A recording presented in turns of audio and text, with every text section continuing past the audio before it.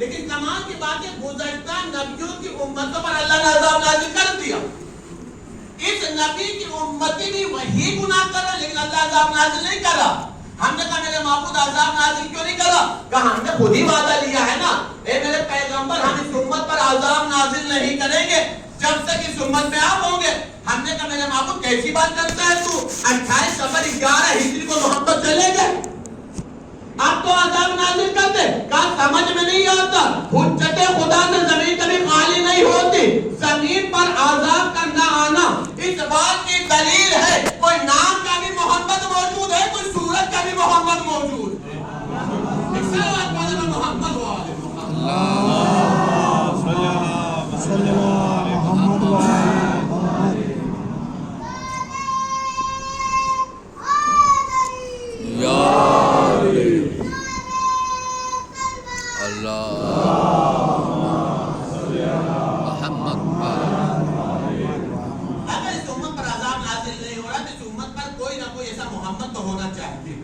یہ الگ بات ہے کہ اس کی وجود کے برکت سے سب عذاب سے بچے ہوئے.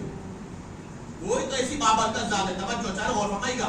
اب مسئلہ پھر دیکھیے آپ وعدہ اے میرے پیغمبر جب تک آپ اس امت میں رہیں گے ہم عذاب نازل نہیں کریں گے. وعدہ ہے نہیں. اور جب تک آپ کی امت استغفار کرے گی ہم عذاب نازل نہیں کریں گے. اللہ نے یہ وعدہ لیا. ابھی حکم والی باتیں رہ گئی انشاءاللہ تعالیٰ بات کو جلدی سے جوڑ رہا ہوں وہ کرے گا. کہانی بتائی جو ولایت امیر المومنین حضرت علی بن ابی طالب علیہ السلام کا اعلان ہوا.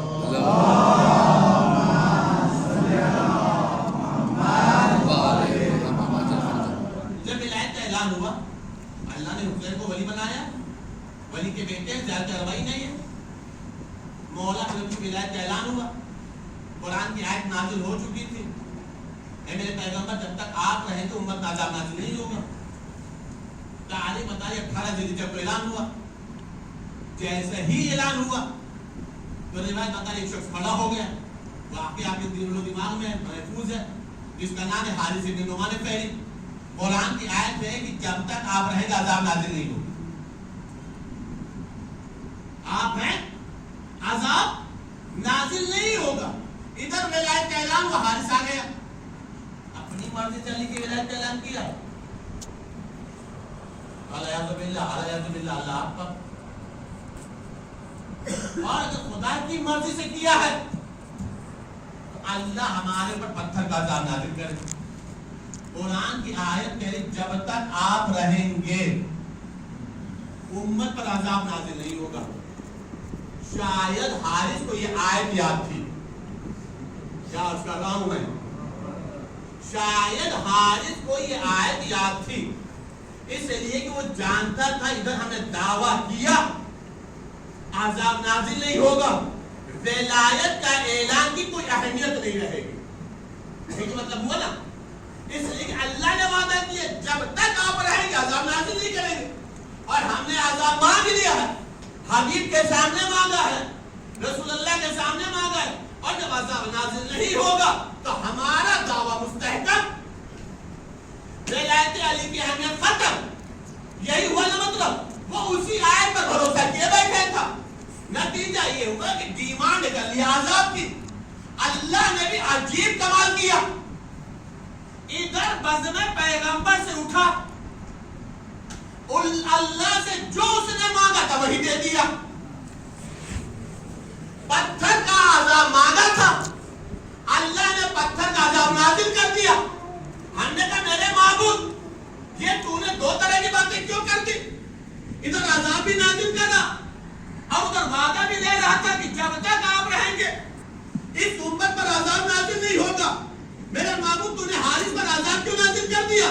کہا تمہیں سمجھ میں نہیں آئی اپنی بات. ہم ہر ایک کو عذاب سے بچ سکتے ہیں لیکن ولایت علی کے مقابلے میں آئے گا تو عذاب الہی سے نہیں بچ سکتا. ولایت علی کے مقابلے میں اگر توجہ چاہو اور فرمائے گا ولایت علی کے مقابلے میں آئے گا تو وہ عذاب سے نہیں بچ سکتا ہے.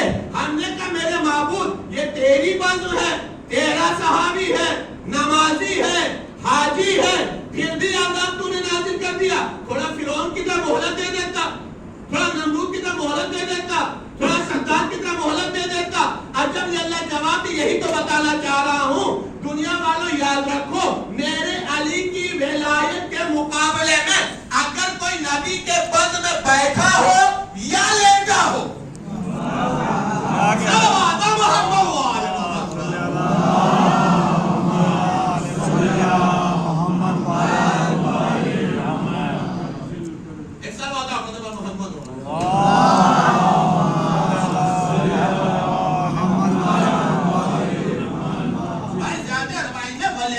ولایت کی گفتگو ہوئی ہے. آپ ولی اللہ ہیں, ہم گواہی دیتے ہیں, اور آپ کے بابا بھی ولی اللہ ہیں. یعنی کوئی حسین کے مقابلے میں آئے گا وہ بھی عذاب کا شکار ہوگا, جو علی کی ولایت کے مقابلے میں آئے گا وہ بھی عذاب کا شکار ہوگا. بات مکمل ہوئی, متوجہ؟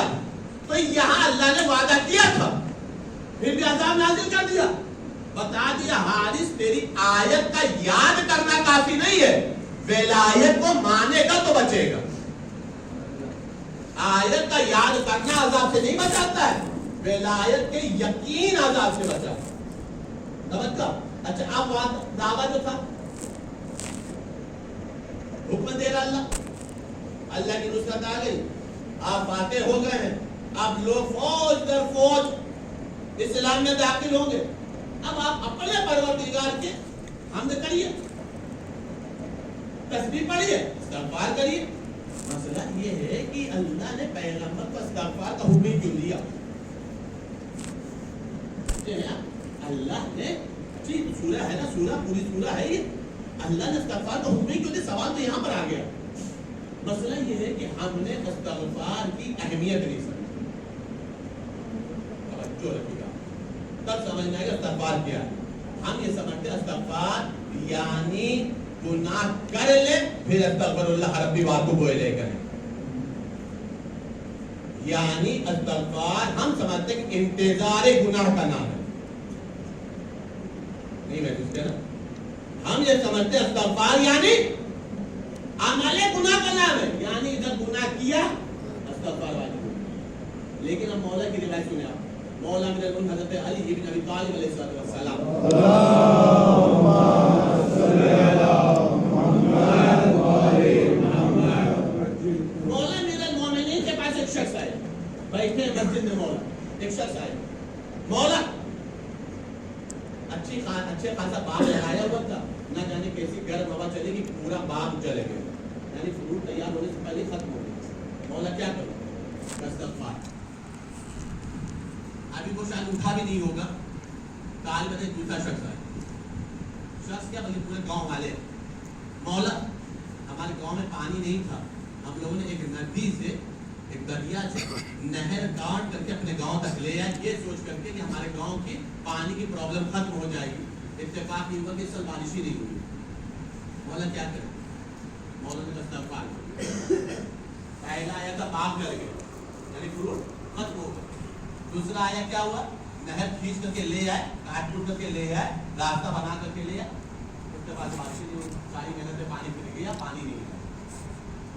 کیا کروں کرتا. تیسرا مولا روزی سے پریشان ہوں, کیا کروں؟ مولا نے کہا استغفار. چوتھا ہے مولا شادی ہوئے کئی سال ہو گئے, صاحب اولاد نہیں بن سکا, کیا کروں؟ استغفار. پانچواں ہے مولا ہماری کھیتی میں نقصان ہو رہا, کیا کروں؟ مولا نے کہا استغفار کرو. 5 مرد دوا ایک, 5 چیزیں ہیں دوائیں. ایک کہہ رہا ہے نہر کا مسئلہ, استغفار کرو. ایک کہہ رہا باغ کے فروٹ جل گئے, پورے ختم ہو گئے, پھل آ ہی نہیں پا رہے, استغفار کرو. ایک کہہ رہا گنہگار ہے, استغفار کرو. ایک کہہ رہا اولاد نہیں ہو رہی, استغفار کرو. ایک کہہ رہا روزی نہیں آ رہی, استغفار کرو. امام فرما رہے اگر چاہتے ہو کہ اللہ تمہارے لیے آسمان سے رزق کے دروازے کھول دے تو زیادہ سے زیادہ استغفار کرو. تو یہاں تو ہمارا کانسیپٹ یہ ہے, ہماری تھنکنگ اور سوچ یہ ہے کہ ہم انتظار استغفار یہ کرتے ہیں پہلے گناہ کر لیں. یہی تو ہے نا ہماری سوچ. ہماری سوچ تو یہی ہے کہ ہم انتظار استغفار کے لیے انتظار گناہ کرتے ہیں. لیکن مولا کی سوچ الگ. مولا نے 5 مریضوں کو ایک ہی دوا دی ہے, 5 پرابلم کا ایک ہی سولوشن, ایک ہی آسان سا نسخہ. کیا کہا؟ استغفار کرو, استغفار کرو, استغفار کرو. اب پتہ نہیں وہ 5 نکلے بھی تھے یا نہیں نکلے تھے مسجد سے, وہ تو مطمئن ہیں, وہ تو مطمئن ہے, اس لیے کہ نسخہ اس نے بتایا ہے جو لسان اللہ ہے, جو صدیق اکبر ہے, جو قرآن ناطق ہے. بھائی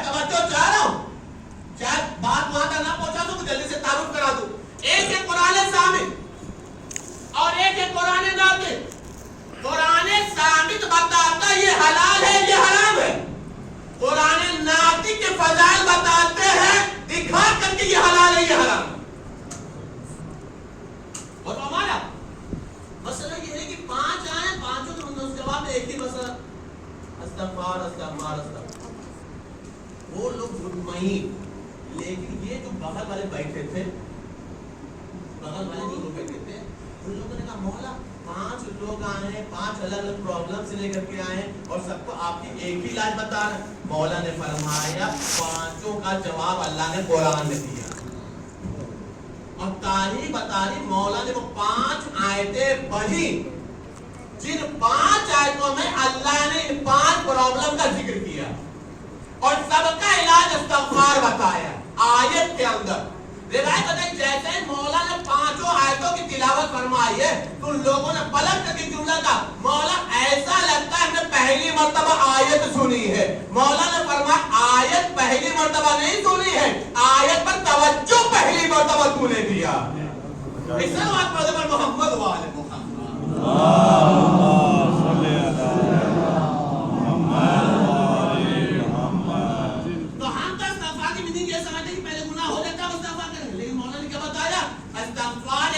مسئلہ ہے.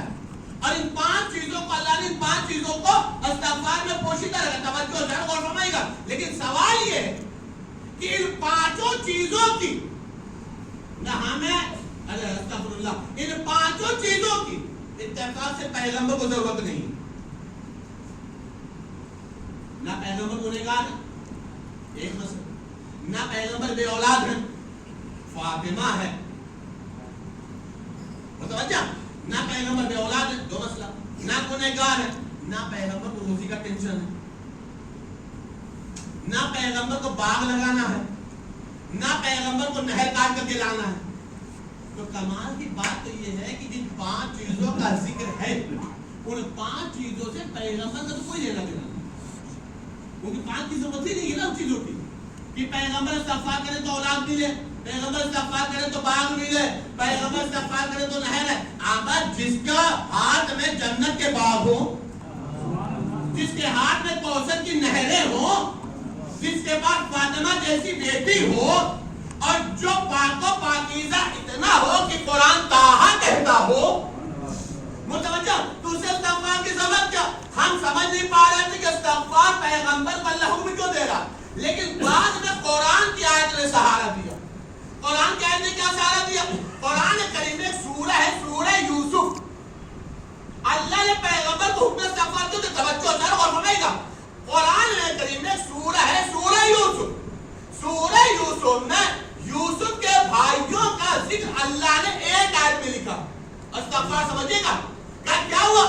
کہ یوسف بھائیوں سے مل گئے, والدین سے مل گئے, مصر میں ملاقات ہو گئی, تو اب بھائی آئے. بھائیوں کی عکاسی کیا آئے سنیے گا, بھائیوں کے پورے عمل کی عکاسی کیا.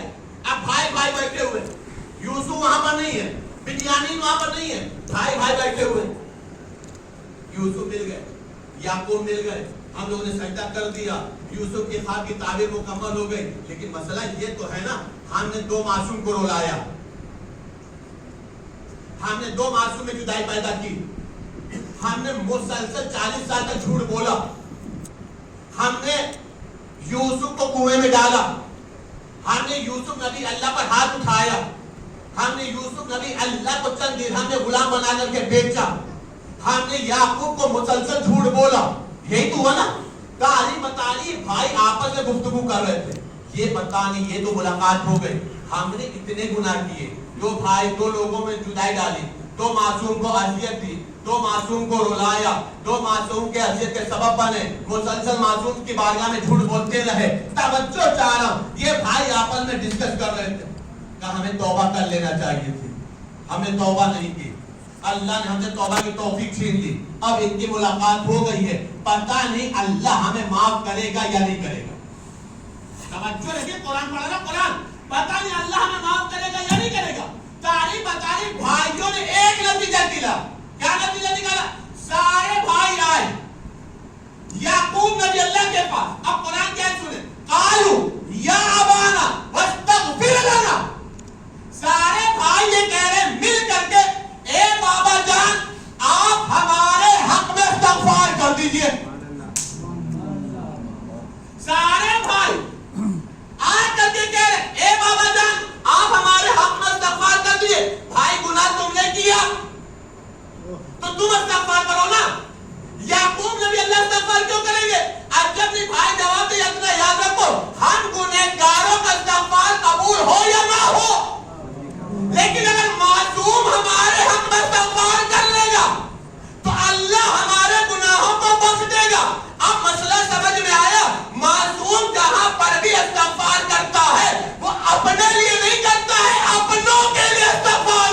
کرتا ہے. ایک صلوات پڑھنا پر محمد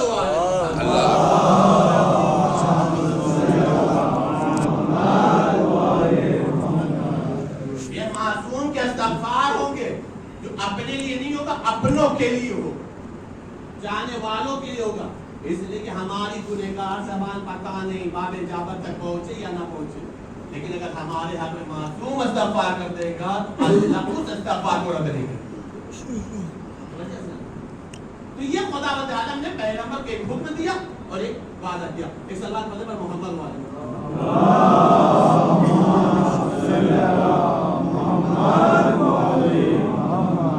ایک اور صلوات پڑھیں پر محمد.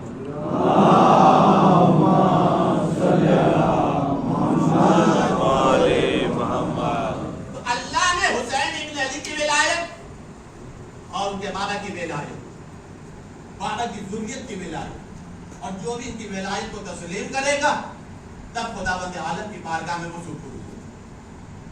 اللہ نے زمین پر کبھی بھی حجت خدا کو خالی نہیں رکھا, کبھی بھی زمین حجت خدا سے خالی نہیں رہی. مسئلہ یہ ہے کہ حجت خدا جو ہمارے قریب ہے, جس کی برکت سے ہم بچے ہوئے ہیں اور ہزاروں لاکھوں نعمتوں سے سرفراز ہوتے ہیں, حق بنتا ہے یا نہیں بنتا ہے کہ اس حجت خدا کی معرفت حاصل کی. معرفت کا بہترین ذریعہ دعائے معصوم, زیارت معصوم, اتباعت معصومی اور مجالس حسین, جن کے ذریعے سے معرفت ہوتی ہے. پاس ضمن آگے تو بات کرو پھر آ جانا حجت خدا. بہت بڑے عالم گزرے عبد اللہ مرشی نجفی, عبد اللہ مرشی نجفی بہت بڑے عالم گزرے, بہت نفیس تھا, بابرکت.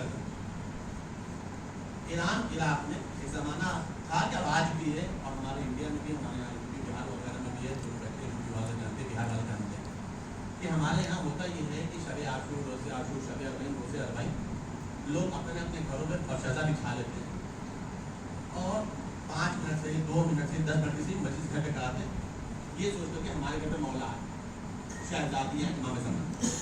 سسٹم ایران ہے, عراق.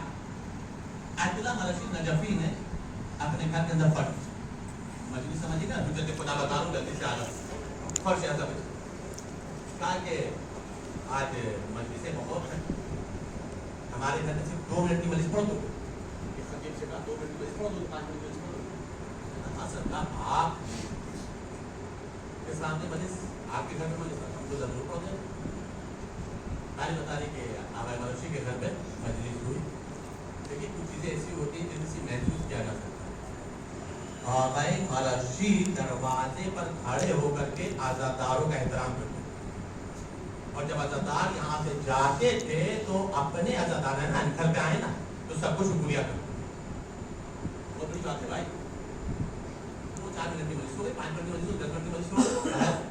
جب مجلس ہو گئی تو سب چلے گئے, جتنے بھی عزادار چلے گئے. انہوں نے ذاکر کو روک دیا, اور ذاکر کو روکنے کا ایک ہم سے وعدہ کرو گے,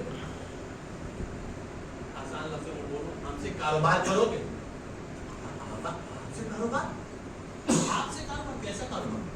لیکن وہ تو جانتا ہے کہ اعلیٰ مرشی کی حالت یہ ہے کہ اجرت پر نماز پڑھو, اجرت لے کر کے وہ نماز پڑھتے, اور ان سے کاروبار, ہم سے کاروبار کرو گے. کیا بتائیے کیسا کاروبار؟ کہا میں نے, مجھے نہیں معلوم کہ جب سے میں نے گوشت سنبھالا ہے تو حرم معصومہ میں نماز شب چھوڑی, یعنی کتنا عرصہ ہوگا, 60 سال, 70 سال, 50 سال, کچھ تو ہوگا نا. جب سے میں نے گوشت سنبھالا ہے اتنے سال سے میں نے کبھی نماز شب حرم معصومہ میں نہیں چھوڑی, یعنی ہم نے وہاں پہ نماز شب پڑھی. ہماری اتنے سال کی نماز تم لے لو ثواب, 5 منٹ کی مجلس کا پڑھا ہوا ثواب تم ہمیں دے. جو تم نے یہ 5 منٹ 10 منٹ کی مجلس پڑھی, اس کا ثواب تم ہمیں دے دو, اور ہماری نماز شب کا ثواب تم لے لو. سرکار کیسی بات ہے؟ آبائی مرشی کا جواب یہ ہے, اگر لوگوں کو پتہ چل جاتا ہے کہ مجلس کیا ہے تو وہ ایسے ہی تڑپتے جیسے مچھلی کو پانی سے نکال لو تو مچھلی تڑپتی. یہ جو سینٹنس آتے ہیں, ایسے جو جملے آتے ہیں, یہ تبھی آتے ہیں جب انسان کے اندر معرفت حجت خدا, جب معرفت آئمہ ہوتی, جب معرفت اعضاء ہوتی, جب معرفت مجلس ہوتی. حجت خدا کی معرفت ضروری ہے. اور معرفت کے لیے ایک لفظ بتا دو محسوس کرے گا. معرفت کے لیے ضروری یہ نہیں ہے کہ ہم معصوم کے پاس بیٹھے ہوں, یہ ضروری نہیں ہے. معرفت کا تعلق قربت سے نہیں ہے, معرفت کا تعلق قلب سے. شاید نہیں پہنچی بات تو مثال سن لیجیے. پیغمبر اکرم بیٹھے ہوئے, امیر المومنین بیٹھے ہوئے, صحابہ اکرام بیٹھے ہوئے. معرفت سمجھیے گا, قربت والی معرفت الگ ہے. لوگ قریب بیٹھے ہیں, ضروری نہیں کہ جو قریب میں بیٹھا با معرفت ہو. کیا وہ بیٹھا ہو یا پھر کیا بولوں گا, بول سمجھا, ضروری نہیں کہ وہ با معرفت ہو. حتیٰ کہ رشتہ داری کی بنیاد میں بھی معرفت نہیں آتی ہے. رشتہ داری کی بنیاد پر بھی معرفت نہیں ہوتی ہے. نسبت کی بنیاد پر کہ بیٹی دے دیا رشتہ دار ہو جائے, معرفت نہیں ہوتی. معرفت کا تعلق ان چیزوں سے, معرفت کا تعلق قلب سے. دلیل سنا, مسجد نبوی ہے, صلی اللہ علیہ وسلم صحابہ اکرام بیٹھے ہوئے. ایک شخص آئے, آتے ہی اس نے سب سے پہلے علی کو سلام کیا, بعد نبی اللہ کو سلام کیا, بعد نبی اللہ کو السلام علیکم یا امیر المومنین, السلام علیکم یا نبی اللہ. ہمیں بھیا سلام کرنا تو اسے سلام کر دیا, جواب دونوں نے دے دیا, بات مکمل. تاریخ بتا رہے سلام کرنے پر نہ نبی نے اعتراض کیا نہ علی نے اعتراض کیا. وہ لوگ جو مستقل بیٹھے رہتے تھے, معرفت سمجھ آ رہے, وہ لوگ جو مستقل بیٹھے رہتے ان لوگوں نے کہا یا نبی اللہ نہیں دیکھا ہم نے, جواب دے دیا. کیا ہوا کہ اس نے پہلے آپ کو سلام نہیں کیا بلکہ علی کو پہلے سلام کیا. قسم خدا کی وہ پھر بھی خوش نصیب تھا کہ معصوم نے جواب دے دیا. جو جواب سوال کر رہے تھے نا, انہیں معصومہ نے جواب بھی نہیں دیا. توجہ ہے آپ, ضروری تو نہیں سب کا نام لیا جائے چاہے عمر ختم ہو جائے. صلوات محمد و آل محمد.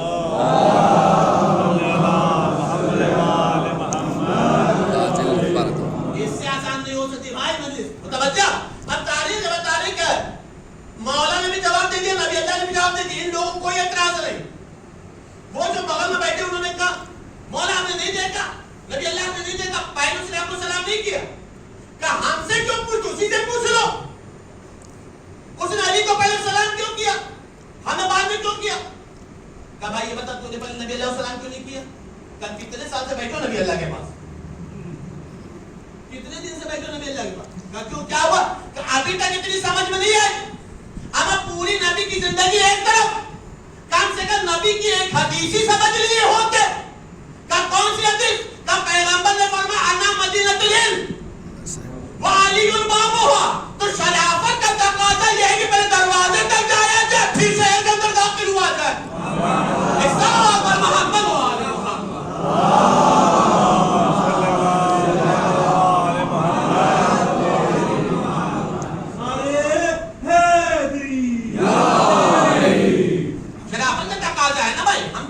تھوڑی ہیں جو دیوار ٹوٹ کے ہیں, اور دروازے کے ذریعے آئے گا بھی وہی دروازے کا احترام جانتا ہو. دروازے پر آنے والے اور ہوتے ہیں, دروازہ جلانے والے اور ہوا کرتے ہیں. آنے والا معرفت والا ہوگا, جلانے والا دشمن ہو سکتا, معرفت والا نہیں ہو سکتا. وہ سمجھے ذرا, معرفت کے لیے یہ ضروری نہیں کہ قریب میں بیٹھے ہو. اگر مسئلہ قسم خدا کی بہت ہی احتیاط بول رہا ہوں میں, قسم خدا کے اگر قریب میں بیٹھنے والا مسئلہ ہوتا ہے تو ہم 1400 سال بعد پیدا ہوئے ہیں, بتائیے ہمارا کیا ہوتا. سمجھ آ رہی ہے یہ بات. ہم تو 1400 سال بعد پیدا ہوئے نا, فوری شکوہ کرتے نا, ہم نے تو نبی اللہ کو بیٹھے نہیں دیکھا. اللہ نے کہا معرفت کے لیے قلب کا مسئلہ ہے, جسمانی قربت کا مسئلہ نہیں کہ تم جسم سے کتنا قریب, مسلح سے کتنا قریب, اس سے نہیں مطلب ہے. تمہارا قلب معصوم کے قلب سے کتنا قریب ہے, یہ مسئلہ. دلیل سن لیا.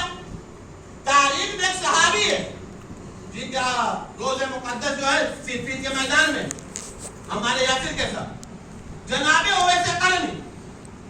معرفت سمجھے گا, تاریخ بتا رہی ماں سے وعدہ لے کر کے آئے تھے, ایک دن دو دن کہ ہم واپس آ جائیں گے. رسول اللہ کی زیارت کے لیے آئے تھے, وہاں معرفت تھے. اتفاق یہ ہوا کہ جو بھی جتنا ٹائم گزارا انہوں نے رسول اللہ سے ملاقات نہیں ہوئی. دل بلو تو کیا ہوگا نا, پریشان تو ہوئے ہوں گے نا, بتاؤ اتنی محنت کر کے آئے لیکن رسول اللہ سے ملاقات نہیں ہوئی. لیکن کام معرفت تھے, لیکن بامعرفت تاریخ بتا رہی ہے کہ جب جو چلے گئے تو انہوں نے تو کچھ بھی نہیں کہا، لیکن چونکہ بامعرفت تھے تو رسول اللہ نے جملہ فرمایا. مجھے ایسا لگتا ہے جیسے میں یمن کی خوشبو محسوس کر رہا ہوں. یہ یمن کی خوشبو محسوس کرنا مطلب کیا ہے؟ یعنی یہ قریب والوں سے پیغمبر نے کبھی خوشبو محسوس نہیں کی ہے، اس لیے کہ یہ قریب ضرور رہے ہیں، معرفت کی خوشبو پیدا نہیں کر سکے. وہ دور ضرور رہتا تھا لیکن معرفت کی خوشبو رکھتا تھا، لہذا آیا چلا بھی گیا لیکن خوشبو چھوڑ کر کے چلا گیا. ایک صلوات پڑھنے پر محمد و آل محمد.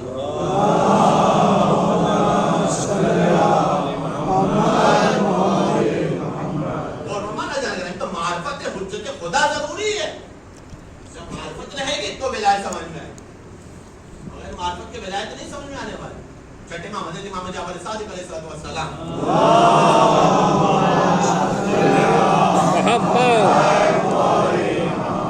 کھڑے امام کا جملہ سنے آپ. کھڑے امام فرماتے ہیں حجت خدا کے سلسلے سے معرفت کا مسئلہ ہے. جیسے کہ زمین کبھی بھی حجت خدا سے خالی رہ ہی نہیں سکتی، اس کی برکتیں، اس کے فیوز ہیں، اس کی وجہ سے ہم نہ جانے کتنی نعمتوں سے سرشار ہوتے ہیں. اپنا کوئی اوقات نہیں ہے بھائی، آپ کی کوئی حیثیت نہیں ہے کہ جو ہم اتنی نعمتوں کو استعمال کر رہے ہیں. کوئی ذات کرامی ہے جو اللہ سے اتنی قریب ہے کہ اس کے وجود سے ہمیں نعمتیں ملتی ہیں. اور ایک بات اور کر دو، آرام سے سماعت فرمائیے گا. کبھی کبھی جو سب باتیں ہوتی ہیں انسان پریشان ہونے لگتا ہے. معرفت حجت خدا بالکل ویسے ہی ہے جیسے معرفت پروردگار. کہنے کو لباس بشریت میں ہے، لیکن اگر ان کو سمجھ لے گا تو اللہ کو سمجھ پائے گا، اگر ان کو نہیں سمجھ پائے گا تو اللہ کو بھی نہیں سمجھ پائے گا. ایک کتاب ہے لمحات الحسین، جس میں امام حسین علیہ السلام نے خطبہ دیا ہے. خطبہ دیتے دیتے اللہ کی توحید پہ خطبہ دے رہے تھے، معرفت پہ خطبہ دے رہے تھے. ایک شخص دوران خطبہ کھڑا ہو گیا، ایک شخص دوران خطبہ کھڑا ہو گیا. اور جب دوران خطبہ کھڑا ہوا تو اس نے ایک جملہ کہا، مولا حسین یہ بتائیے ہم اللہ کی معرفت کیسے حاصل کریں جبکہ ہم اللہ کو دیکھ ہی نہیں پاتے، کیسے معرفت حاصل کریں؟ مولا نے ایک جملہ فرمایا، اپنے وقت کے ایمان کی معرفت حاصل کرنا ہی اللہ کی معرفت حاصل کرنا. اسی لیے میں نے کہا کہ کبھی کبھی اس بات کو سمجھنے کی ضرورت ہوتی ہے، جبکہ یہ مخلوق ہے، وہ خالق ہے، لیکن چونکہ ہم اس تک پہنچ نہیں سکتے لہذا اللہ نے اپنی صفات کا مظہر ان کو بنا کر کے بھیجا. ان کو دیکھتے جاؤ، ہمیں پہچانتے چلے، ان کی معرفت حاصل کرتے چلے جاؤ، ہمیں پہچانتے چلے جاؤ. اب سوال یہ ہے، بس آخری سوال کو نا مسائل پر آ جاؤ. سوال یہ کہ اگر کوئی شخص مر جائے اور حجت خدا کی معرفت حاصل ہی نہ کر پائے کیا کرے؟ وہ حدیث مشہور و معروف ہے کہ جاہلیت کی موت مرا، جاہلیت کی موت مرا. وہ ایک امام سے نہیں لیتے، امام وقت سے نہیں لیتے، حجت خدا سے نہیں لیتے، لیکن ایک شخص ہے کہ جس نے معرفت حاصل ہی نہیں کی. میں نے شروع تقریب عرض کیا کہ ان کی معرفت اس کی معرفت. چھٹے امام نے رات کو کلیئر کیا، مسئلے کو حل کیا. مشہور ترین دعا ہے، اس دعا کا نام ہی دعا معرفت. چھٹے امام کی دعا، 3 لائن کی دعا، 4 لائن کی دعا، دعا معرفت. اس کے اندر چھٹے امام فرماتے ہیں بسم اللہ الرحمن الرحیم، اللہم عارفنی نفسک فإنک ان لم تعرفنی نفسک لم اعرف نبیک. اے میرے معبود تو ہمیں اپنی ذات کی معرفت کرا، اگر تو نے اپنی ذات کی معرفت نہیں کرے تو ہم تیرے نبی کی معرفت حاصل نہیں کر سکتے. اس کے بعد کون چھٹے امام پر میرے معبود تو ہمیں اپنے نبی کی معرفت کرا، اگر تو نے نبی کی معرفت نہیں کرے تو ہم وقت کے امام کی معرفت حاصل نہیں کر سکتے، اور اگر ہم نے امام کی معرفت حاصل نہیں کر سکے تو زللت عن دینی، میرے معبود ہم دین سے گمراہ ہو جائیں. اگر دین میں کہیں پہ گمراہی نظر آ جائے تو یہ اس کے گمراہ ہونے کی دلیل نہیں ہے، اس بات کی دلیل ہے کہ اس نے حجت خدا کی معرفت حاصل کی. اس نے معرفت نہ خدا حاصل کی، نہ معرفت رسول حاصل کی، نہ معرفت ائمہ حاصل کی. اگر لوگ معرفت ائمہ حاصل کر لیتے، معرفت حجت خدا حاصل کر لیتے، یہ آل محمد پر وہ مظالم نہ ہوتے جو ہم پڑھتے، جو ہم سنتے، جن سے مقاتل بھرے ہوئے. رات کی مجلس میں عرض کیا تھا آل محمد کو رہائی ملی، قید سے آزاد ہو. منظر بھی بتایا تھا کہ مولا کی ہتھکڑی بیٹے کو کیسے جدا کیا گیا. معلوم ہے اللہ اکبر. ایک شخص یہ تو سال بھر تقریباً قید رہے. کوئی شخص ایک دن بھی قید ہو خدا نہ خاصا نا اور اس سے حاکم رہائی کا حکم دیتا تو بہت خوش ہوتا. ایک سال سے زیادہ قید رہتا. ایک دن بھی کوئی قید ہوتا جیسے کہتے ہیں حاکم کی آپ رہا ہیں آپ جا سکتے وہ بہت کیوں اس کے بتا قید کی زندگی آزادی کی زندگی نہیں رہائی سب کو. یہ ایک سال تقریباً قید رہے. جب یزید نے حکم رہائی دیا آل محمد کو خوش ہونا چاہیے تھا یا نہیں؟ پھر عرض کر رہا ہوں مصائب کربلا محسوس کریے گا تو بہت روئے گا.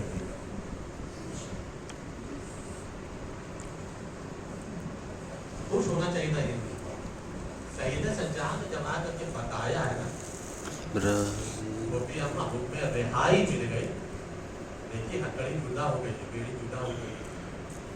روایت بتا رہی ہے مقتل نے لکھا ہے کہ کسی بیوی بھی لب پر تبسم نہیں, کوئی بیوی خوش نہیں ہوئی. کیوں شہزادیاں خوش نہیں ہوئی معلوم ہے؟ اس لیے کہ جسے سب سے زیادہ رہائی کی تمنا تھی وہ سکینہ زندان میں چھوڑ.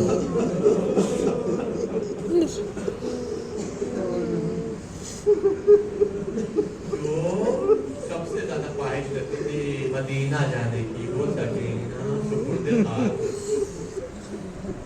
وہ سکینہ نشان پہ سو رہی. سکینہ کو کتنی خواہش تھی پتہ ہے؟ روزانہ شام میں در زندان پر بیٹھ جاتی تھی اور اڑتے ہوئے پرندوں کو شام میں جاتی ہوئی جب دیکھتی تھی تو سوال ہے پھپھی اماں یہ کہاں جا رہی ہے؟ سید سجاد کہتے تھے بھیا سے پوچھتی تھی بھائی سے پوچھتی تھی بھیا یہ کہاں جا رہا ہے؟ تو سید سجاد کہتے ہے یہ اپنے آشیانوں کو جا رہے ہیں. سکینہ بات کے کہتی بھیا ہمیں وطن جانا نصیب نہ ہوگا.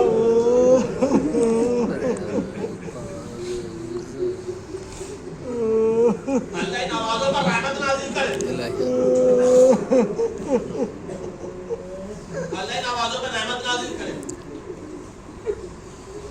آج جب حکم رہائی ملا تو سب کے دماغ میں وہی تصور آنا سکینہ بیوی تو رہ گئی. ایسا قید ہوئی کہ رہائی نہ ہو سکی.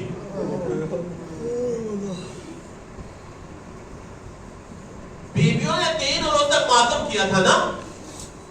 3 روز تک حسین کی فرش رضا بچھی تھی. 3 روز تک لوگوں نے حسین کا گریہ کیا تھا. 72 کا چہلم 1 سال بعد ہوا ہے. اب بھی سمجھ میں نہیں آیا؟ اب ایک عام انسان کا انتقال ہوتا ہے تو اس کا چہلم سے پہلے ہو جاتا ہے. لیکن یہ کربلا کی دلیں مظلوم ہے جن کا چہلم پر نہیں ہوا سال کے بعد ہوا.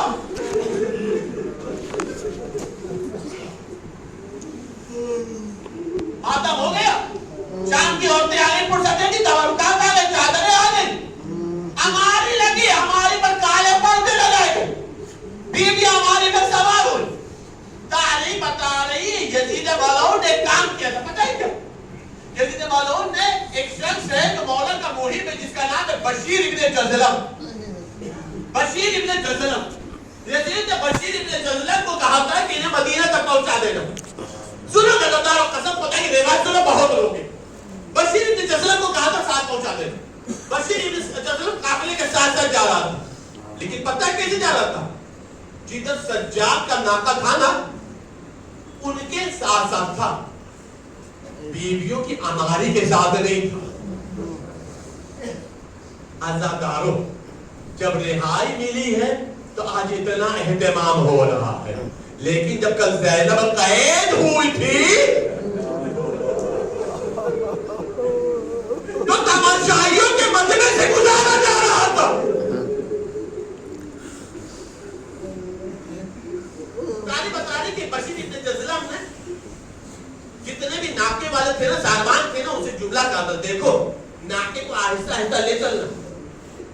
नाके को आहिस्ता आहिस्ता ले चलना, हमारी को आहिस्ता आहिस्ता ले चलना। कब क्यों? कहीं इसमें रसूल सादिया बैठी है, अली की बहू बेटियां बैठी है, आराम से ले चलना, कोई तकलीफ ना होने पर। अगर कोई तकलीफ हो तो सैयदा वो क्या मुंह दिखाएंगे? अगर यहाँ तक समझ में आ रही है बात, तो एक मंजर दिखा लो, बहुत लोग हैं। तारीख बता रही, करबला से लेकर शाम तक जब ये बीवियों का काफिला चला था ना, तो तारीख बता रही, बहुत छोटे छोटे बच्चे नाकों से गिरे थे और पीछे के घोड़े उन बच्चों को जिंदगी में पागल कर रहे थे। जब बशीर ने जुमला कहा होगा ना, तो उन माओ के दिलों पर क्या गुजरी होगी कि अगर इतना एहतमाम उस वक्त होता तो मेरे बच्चे मेरी गोदियों में होते।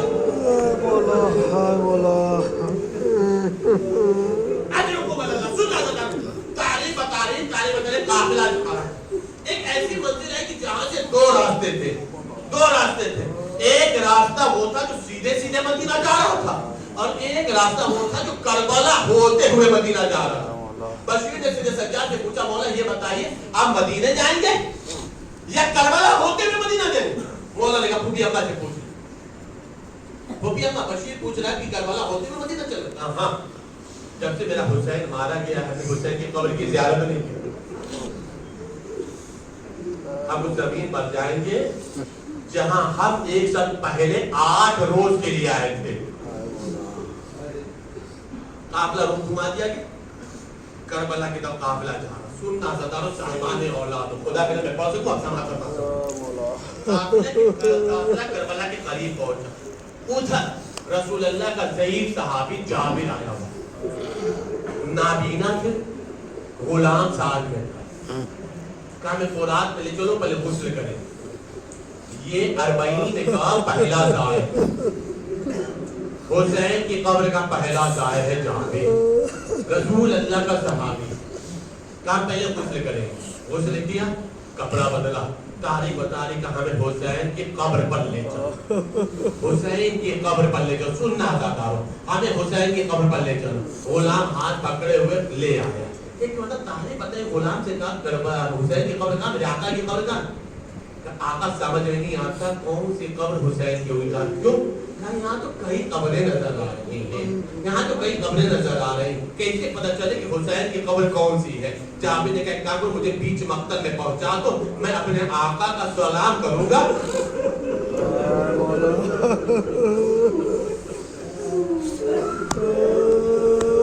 मैं अपने आका को सलाम करूंगा। खुदा हमारी ज़बान में इतना असर दे दे कि हम इधर क्या सलाम बोलेंगे, या अब्दुल्लाह, उधर से जवाब हुसैन आए। हम अपने आका को सलाम करेंगे, हमारा आका हमारे सलाम के जवाब जरूर देगा। एक मतलब तारीफ बता रहे, जहां भी बीच मक्तल में पहुंचे, आवाज़ दिया सलाम अलैका या अब्दुल्लाह। एक मर्तबा कब्र से आवाज़ आई, अलैका सलाम या जाबिर। एक मर्तबा जाबिर ने अपने आप को कब्र पर गिराया। सुनो मैं बता रहा हूं, एक मर्तबा हुसैन ने एक जुमला कहा, जाबिर आवाज़ हो।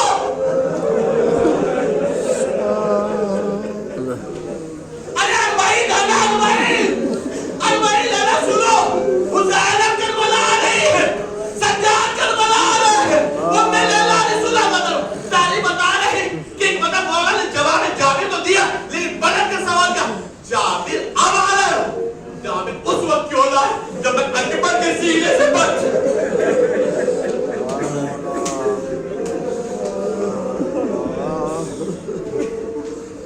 जाबिर उस वक्त क्यों लाए जब मैं बाल के कटे में शाने उठा रहा था।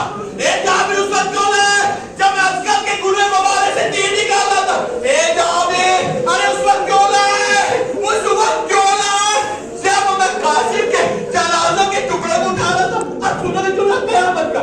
अच्छा जाबिर, उस वक्त नहीं आ सकते थे, उस वक्त आ जाते जो मेरी सकीना को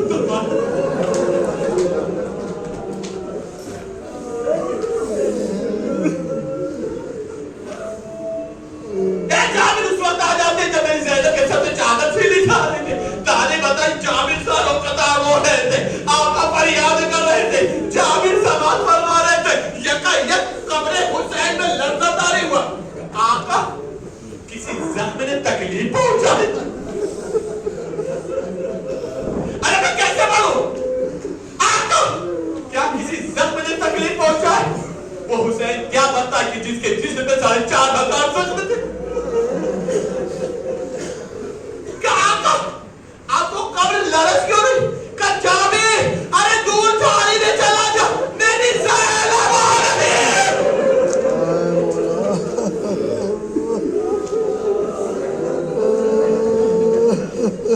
जाने, दूर झाड़ी में चला जा, मेरी ज़ैनब आ रही, मेरी ज़ैनब आ रही, मेरा सज्जाद आ रहा, मेरी बहन उम्मे कुलसूम आ रही, ताली बता रही।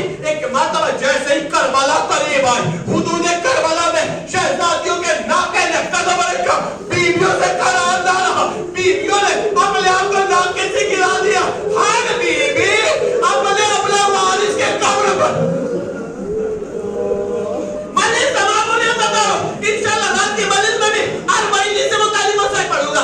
तालीम बता रही है, तालीम बता रही, हर बीवी ने अपने आप को वारिसों की कब्रों पर गिरा दिया। हुसैन की कब्र पर ज़ैनब है, अब्बास की कब्र पर उम्मे कुलसूम है, तारीख बता रही अब्बास की कब्र में उम्मे लैला है, रिवायत बता गंदे शहीदा में बीवियां हैं, सारी बीवियां ज़रूरतदार रो रही है, बीवियां मातम कर रही है, बीवियां मर्सियां पढ़ रही है, बीवियां ज़रूरतदार हो रही। रिवायत बता रही यक ज़ैनब की निगाह ने क्या देखा?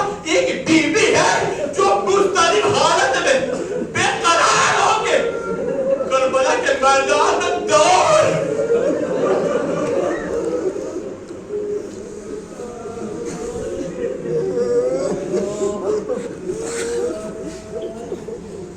बेताब होके दौड़ रही, बेकरार होके दौड़ रही।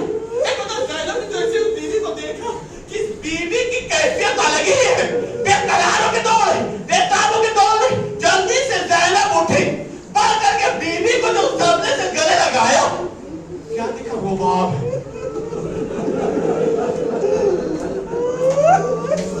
बस सदानो फिक्र सुने वाले सवाल हमारे बाप मैंने सुना, सारे औलाद होंगे, अपने बच्चों को दिखा डालना, इंशाअल्लाह सुना सुनेंगे। क्या देगा? क्या देगा? रुबाब है। क्या शहजादी रुबाब? आप ये करबला के मैदान में बेकरार दौड़ क्यों रही है? ज़ैनब का जुमला सुनोगे, शहजादी, ऐ शहजादी, अरे सबको सबकी कब्र मिल गए।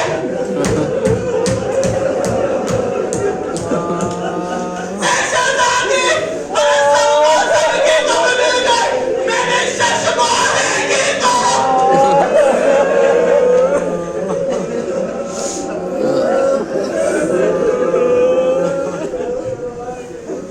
मेरे चश्मा की कब्र नजर नहीं आती।